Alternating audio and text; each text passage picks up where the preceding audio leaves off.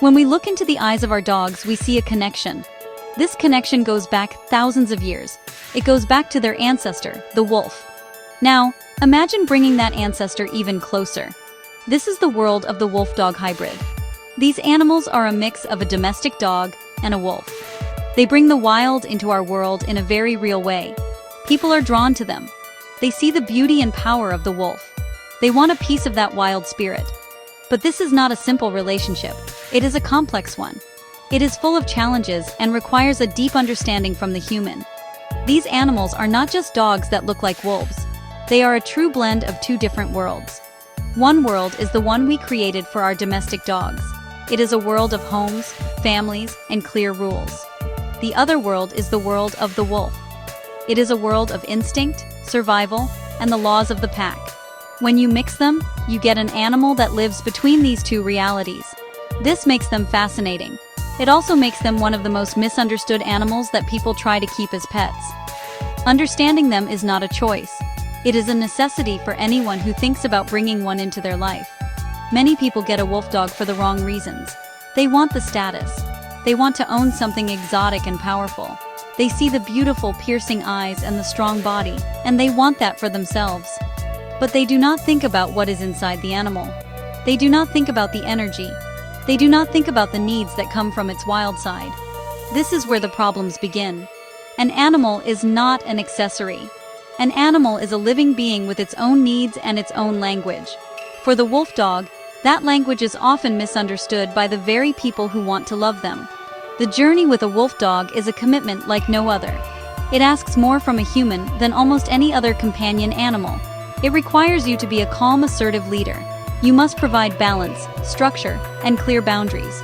You are not just a pet owner. You become a pack leader in the truest sense of the word. Before anyone even considers this path, they must ask themselves a hard question. Am I ready to meet the needs of the animal, or do I just want the animal to meet my own needs? The answer to this question will decide the fate of the animal. It will determine if the relationship is one of harmony or one of chaos and heartbreak.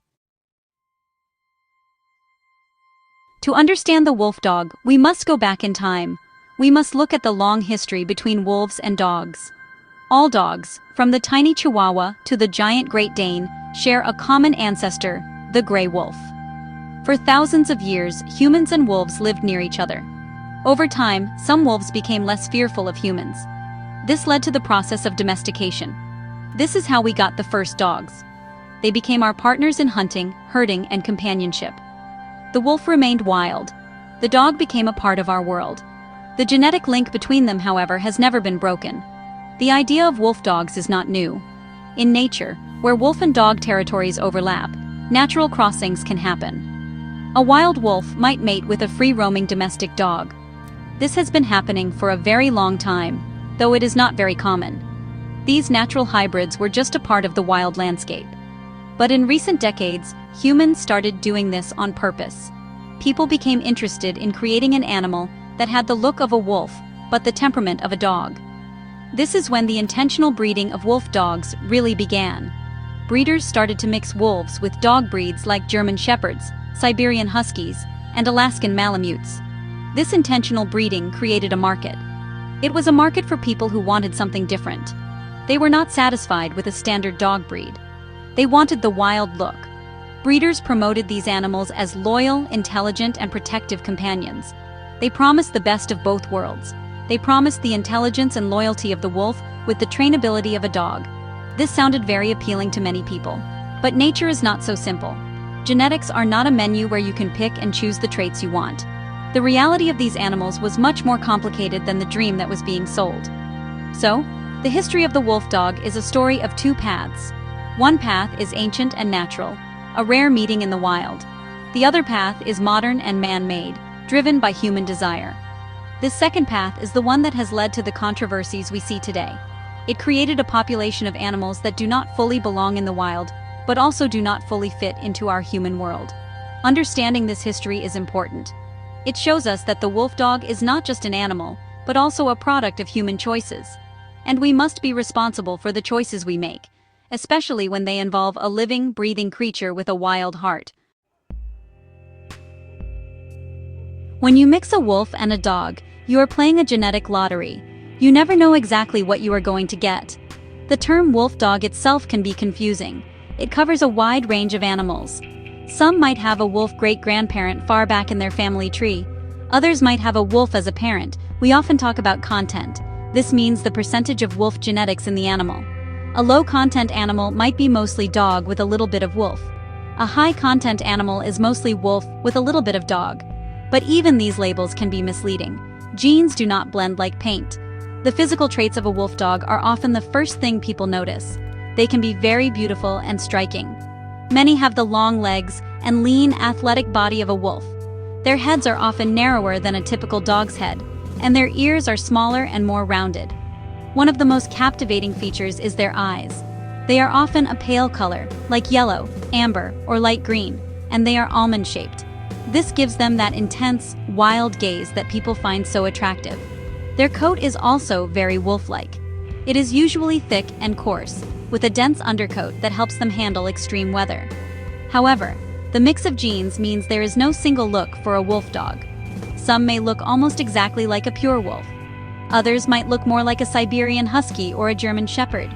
You can have puppies from the same litter that look completely different from each other. One might get the wolf's long legs and yellow eyes. Another might get the dog's floppy ears or a different coat color. This unpredictability is a key part of what a wolf dog is. You cannot guarantee a certain look. This is why some people are disappointed. They expect a perfect wolf look-alike and end up with an animal that looks more like a mixed-breed dog. Beyond the looks, the genetics affect their physical development. For example, wolves have a different breeding cycle than dogs. Female wolves usually come into heat only once a year, in the late winter or early spring. Dogs can come into heat twice a year. A female wolf dog might follow the wolf pattern or the dog pattern, or something in between. Their growth patterns can also be different. They may grow very quickly and be very large and powerful. It is this powerful, unpredictable mix of physical traits that makes them so unique. But it is also what makes them a huge responsibility. You are dealing with the physical power of a wild animal. The behavior of a wolf dog is where the real challenges begin. It is where the wild instincts meet the domestic world. Wolves are not aggressive animals by nature. They are shy and cautious. They are also highly intelligent and social creatures. They live in a complex pack structure with clear rules and communication. A wolf dog inherits these instincts. They are often very timid and fearful of new people, new places, and new situations. This is not a sign of a bad animal. It is the wolf's natural survival instinct telling it to be wary of the unknown. This shyness can be very difficult for an owner who expects a friendly, outgoing pet. Training a wolf dog is not like training a dog. Dogs have been bred for thousands of years to want to please humans. We have selected them for traits like obedience and a desire for our approval. Wolves do not have this. They are independent thinkers. They do what makes sense to them, not what makes you happy. A wolf dog is often the same. They are incredibly intelligent, but they are not motivated to please you. You cannot use harsh correction or force with them. This will only break their trust and increase their fear. It can even lead to a defensive reaction. Training must be based on trust, respect, and positive reinforcement. Socialization is everything for a wolf dog. It must start from a very young age. They need to be exposed to many different sights, sounds, people, and other animals in a calm and controlled way. This helps them learn that the human world is not a threat. If a wolf dog is not socialized properly as a puppy, its natural shyness can turn into extreme fear. A fearful animal is an unpredictable animal. They can become fear biters, snapping at things that scare them. This is not aggression. It is a desperate attempt to make the scary thing go away. Proper socialization is a full-time job for the first few months of their life. The pack instinct is very strong. A wolf dog needs to know its place in the family pack. This is where you, the human, must be the calm, assertive pack leader. You must set clear rules and boundaries. You must be consistent. They will test you. They will challenge the rules to see if you are a strong leader. This is not them being bad. It is their instinct to make sure the pack has a capable leader. If they sense weakness or inconsistency from you, they may try to take on the leadership role themselves. This can lead to serious problems in the home. Understanding and fulfilling your role as a pack leader is the foundation of a successful relationship with a wolf dog. Caring for a wolf dog is honestly very different from caring for a typical dog. Their needs are, well, much more demanding. First, let's talk about housing. A simple backyard fence is just not enough. Wolf dogs are master escape artists. They're strong, intelligent, and, really determined. They can dig under fences, climb over them, or even chew right through them. So, a proper enclosure for a wolf dog needs to be very secure. It should be at least 6 to 8 feet high. It should have a dig guard buried underground. And often, it needs a lean-in or even a roof to prevent climbing. You just can't keep them in a small apartment or chained up in a yard. They need space, but it has to be secure space. Now, their diet is another important consideration. You can't just give them a standard bag of dog food. Their digestive systems are actually closer to a wolf's. They need a diet that is high in protein. Many responsible owners feed a raw diet, often called a BARF diet, which stands for biologically appropriate raw food. This can include raw meat, bones, and organs. It really does mimic what they would eat in the wild. But it can be expensive and requires a lot of research to make sure the diet is balanced. You need to provide the right nutrients to keep them healthy. A poor diet can lead to many health problems for a wolf dog.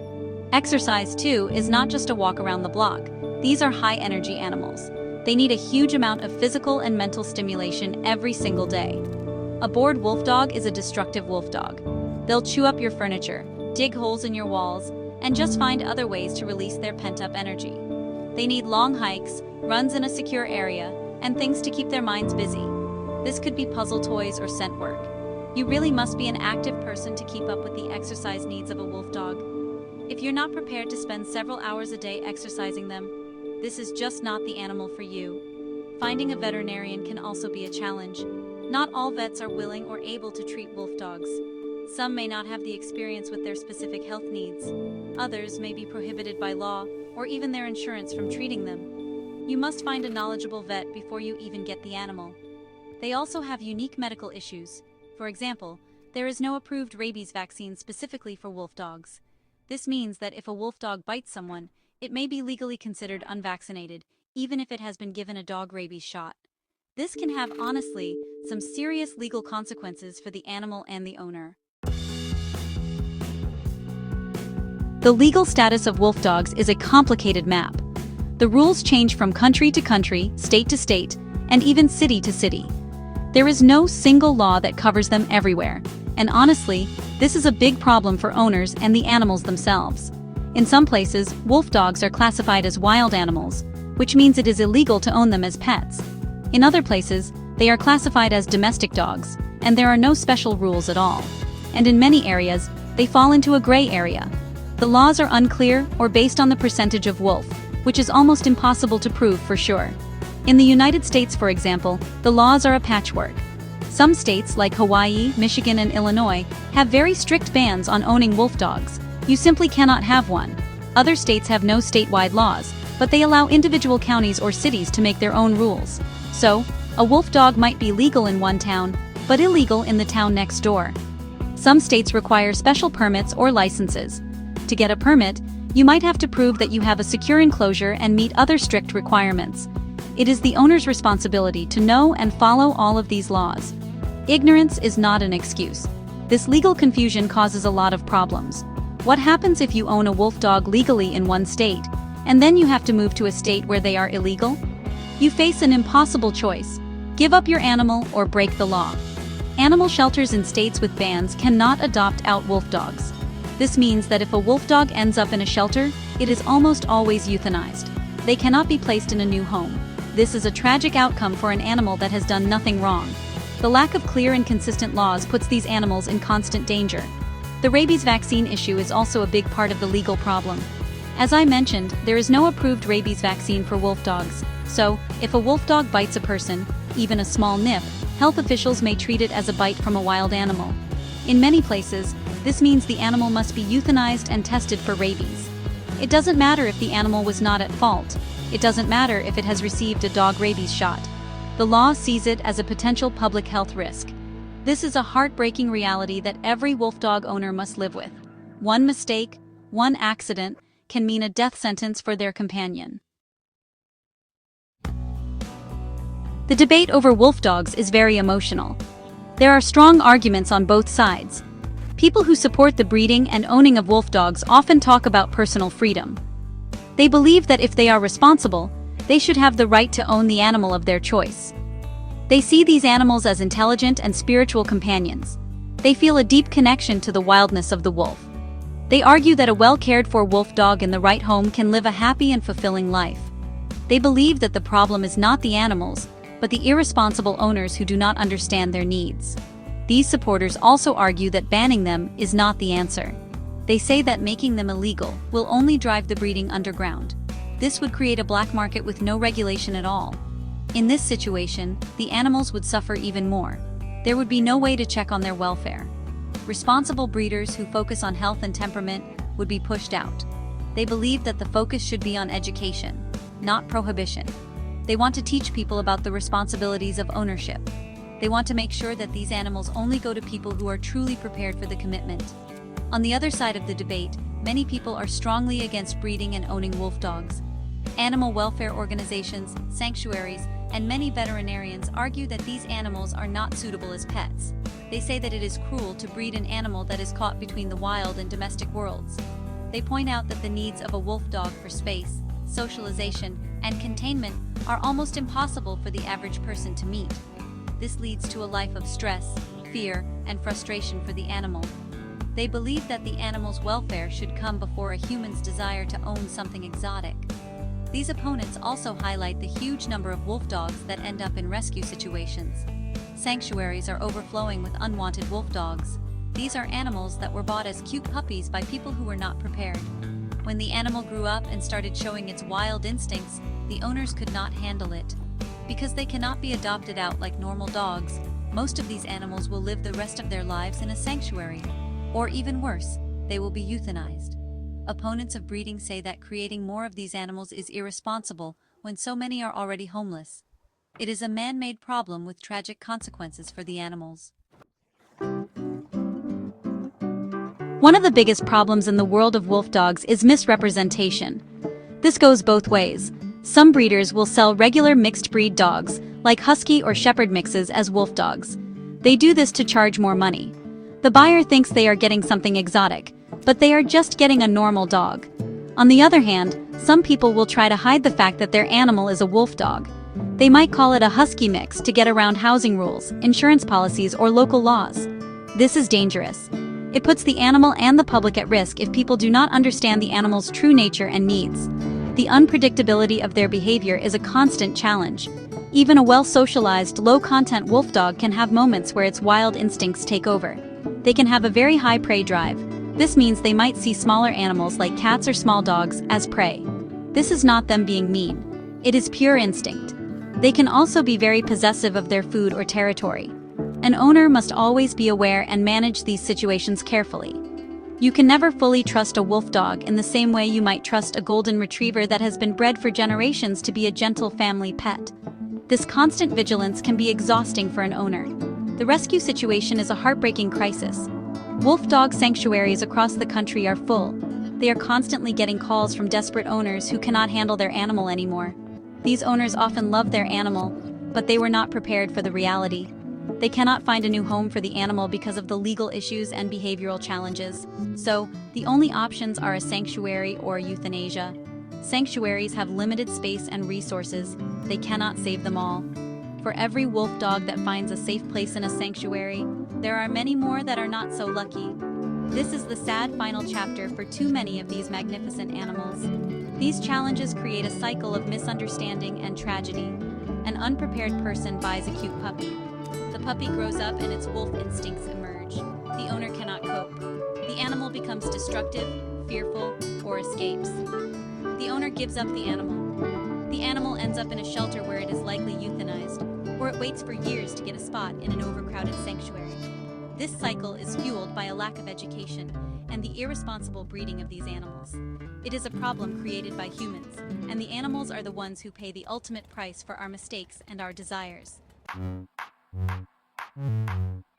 So, are wolf dogs wild pets or misunderstood companions? The truth is, they are both. They are a living, breathing paradox. They carry the spirit of the wolf, an animal that commands our respect and admiration. But they are also tied to our human world, often through no choice of their own. The path forward is not about choosing a side in the debate. It is about shifting our perspective. It is about moving from a place of desire to a place of responsibility. We must stop asking what these animals can do for us. We must start asking what we can do for them, to ensure they are treated with the respect and understanding they deserve. For anyone even thinking about bringing a wolf dog into their life, the first step is research, and then more research. You must honestly assess your life, your home, your finances, and your commitment. Talk to experienced owners. Visit a wolf dog sanctuary and volunteer. See the reality for yourself, not just the beautiful pictures online. Understand the legal risks, the containment needs, the dietary requirements, and the behavioral challenges. You must be prepared for the worst-case scenario. If you are not 100% sure that you can provide a safe, stable, and permanent home for the entire life of the animal, then you must walk away. This is the most responsible decision you can make. We also need to have a serious conversation about breeding. The casual breeding of these animals by people who are just trying to make money must stop. It is fueling the crisis of homeless and unwanted wolf dogs. Any breeding should be done with the utmost care and responsibility, with a focus on the health and welfare of the animals. And breeders must be held accountable for the animals they produce. They should be required to take back any animal that an owner can no longer care for. This would force them to be much more careful about who they sell their puppies to. In the end, the story of the wolf dog is a lesson for us. It teaches us about the boundaries between the wild world and our domestic one. It reminds us that we cannot always control nature. We cannot simply bend it to fit our desires. These animals deserve our respect, not our need to possess them. They challenge us to be better humans, to be calm, assertive leaders, and to provide balance. The best way to honor the spirit of the wolf is often to let it remain wild. For those few humans who can truly meet the needs of a wolf dog, it can be a profound relationship. But for the animal's sake, we must ensure that those humans are the exception, not the rule.